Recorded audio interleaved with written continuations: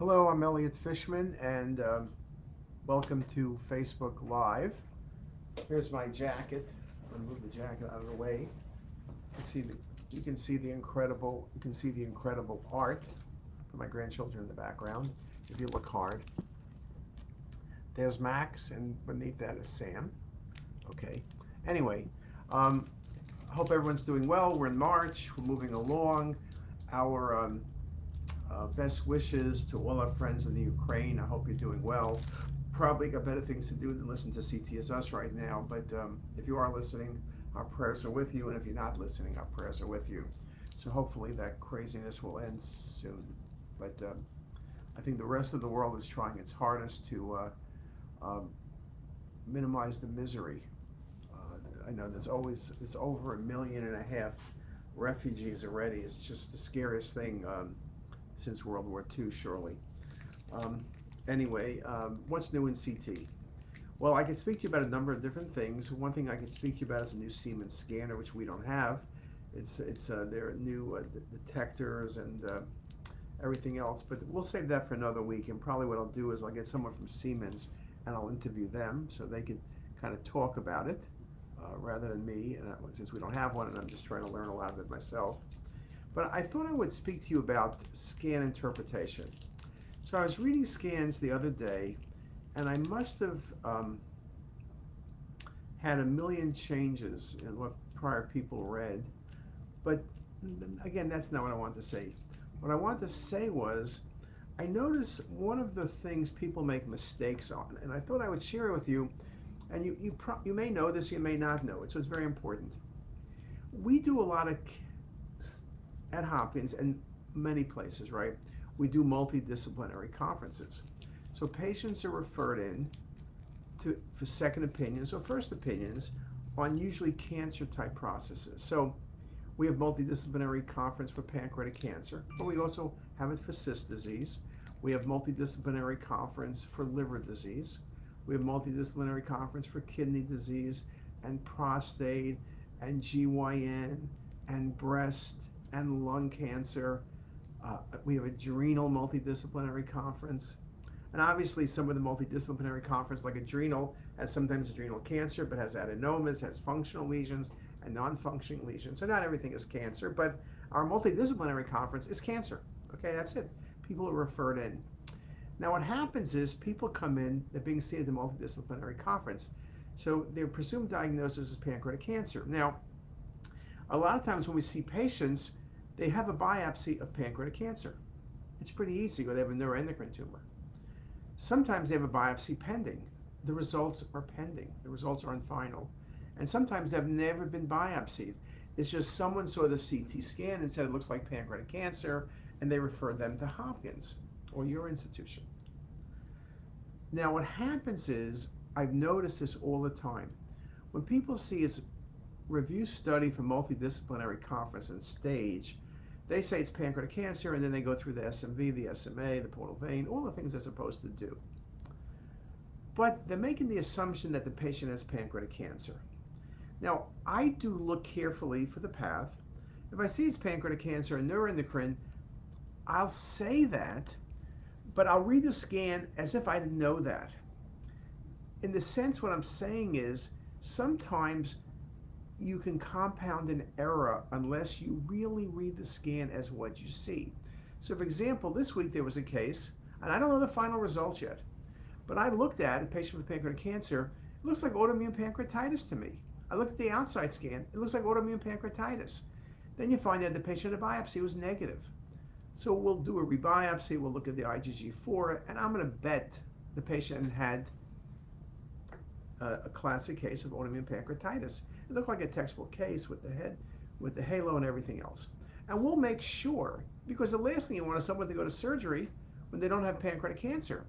But the person who read the study said it was pancreatic cancer because it said pancreatic cancer on the requisition, and it made it seem like the patient had pancreatic cancer. And so when you know it's something, you read it that way. I think as radiologists, we need to read the scans. And I've read many times, I'll say, okay, it's pancreatic cancer, that's what's said, but it looks to me like it's gallbladder cancer. And I know it's saying it's pancreatic cancer, it looks to me like it's lymphoma. Or it looks like it's a GIST tumor of the duodenum. or it looks like a neuroendocrine tumor and not an adenocarcinoma. So I will acknowledge what's been known, but I will say what I see. Sometimes based on what you see, they'll go back and look at the path, and sure enough, the path was read incorrectly. The path was always done somewhere else, so it was read incorrectly somewhere else perhaps. But that's the thing. That's the important thing to remember. You know, you need to be able to read the study as if you didn't know the answer. And so if you disagree, you may be saving the patient's life or changing their management. There was a case a few weeks ago in an adrenal conference, adrenal carcinoma. I looked at it, it was not a carcinoma. It was classic for B-cell lymphoma. Well, if it's adrenal carcinoma, you can't biopsy, you gotta take the patient to adrenalectomy. If it's lymphoma, you biopsy and then you treat them. Well, they did that and it was lymphoma. Well, how did I know it was lymphoma? Because I've seen a bunch of B-cell lymphomas, that's how they look. Large, triangular, infiltrating, no nodes. They had a few small nodes, but it pushes the kidney down. It didn't have the look of adrenal carcinoma. Now, you're not always going to be right. I mean, I've sometimes said it's lymphoma and it's been carcinoma, but when I say it's lymphoma, and I said 99% is lymphoma, okay, then I think I'm going to be right. We do case conference. One of the reasons I do case conference every week with the faculty and fellows and residents is we are not in the business of saying there's a pancreatic mass. If someone wants to know it's a pancreatic mass there, the GI doc, the surgeons, the med students can sometimes tell you the right answer. We need to be certain as to what it is. Now, you're not always going to be right, but it's a big difference between saying there's a pancreatic mass and saying it's an MCN, or saying it's a serous cystadenoma, or saying it's a neuroendocrine tumor, or saying it's an adenocarcinoma, or saying you don't need surgery because it's not a lymphoepithelial cyst. Benign, malignant, aggressive, non-aggressive. We can't be in the business of saying there's a mass. The truth is, and the problem is, perhaps you get paid for saying there's a mass. And no one's ever been wrong for saying it's a mass. I don't know why the clinicians put up with that crap. When you're referring somewhere, I know you can't always tell me what it is, but I need you to be more specific. What does it look like? What are you thinking about? What do you favor? Patients want to know, what are you thinking about? What do you favor? A mass is a mass is a mass. I sound like Larry David. I don't think so. This is my Larry David commercial. It's not the wheel. It's not inventing the fork. It's not signing the Constitution and letting all stupid people vote. It's not Edison, and it's not any of the coinage. But it's really kind of like that. A concern now is that radiology is becoming so homogeneous, so minimized, that all people want to do is do the next RVUs because you don't have time to think. A mass is a mass is a mass. And maybe it's true. Maybe the only thing I should say for mass is benign malignant. Or biopsy it, don't biopsy it. Take it out, leave it alone. Maybe it doesn't matter. If I only knew take it out or leave it alone, that'd be pretty good. That'd be pretty good. That's patient management. Leave alone is a great statement. Don't worry about it. Sounds like my grandmother. Don't worry about it. It's okay. It'll go away. That's not what I mean. But I mean is we need to be focusing on really giving lots of information to our clinicians. And getting better and faster scanners with more detectors, blah, blah, blah, blah, blah, is not what's going to do it. I think the new scanners are incredible and will continue to be incredible because they allow me to pick up smaller tumors and perhaps features in the tumors. Perhaps I can use AI and radiomics and do better in those tumors than ever before. But I need to be able to be thinking about that. Now, one of the reasons we went to meetings and conferences was to learn a lot of stuff and then get good at being able to predict and tell exactly what something is.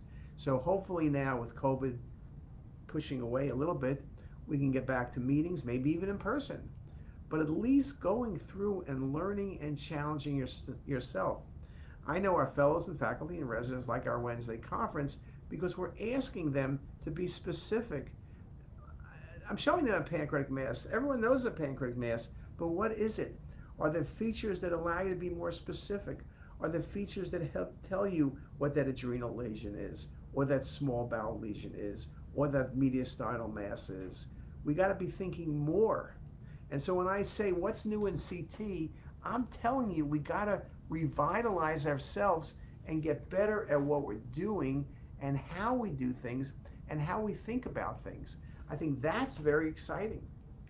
I think on CT is Us, we show you, go to Teaching File, there's a million cases, go to our lectures. We're have a whole bunch of new lectures coming out which really look at the differential and trying to summarize and give you the critical points to make the diagnosis. So let me see now, are there any questions? Let's see, Mahaverdi saying hi, John Biacchino from Body CT. If anyone has any questions, this is a good time to ask questions because I'm going to end this talk soon otherwise. But if you don't have questions, if you think of them later, you can ask me. But I hope everyone does understand that we're saying what we do is very important, but we need to do it as well as possible. We need to be thinking and challenging. Maybe I should open our quizzes to the world, but I don't know. It may not work well. And there's Meg Fines. Hey, Meg. How's she doing? And Meg is in New Jersey. That's really about it. So anyway, if you think of anything else, give me a hoot. I hope everyone is doing well. I hope masks are disappearing. I hope everybody is safe. And with that, I wish everybody a great day, and I'll speak to you later. Bye, guys.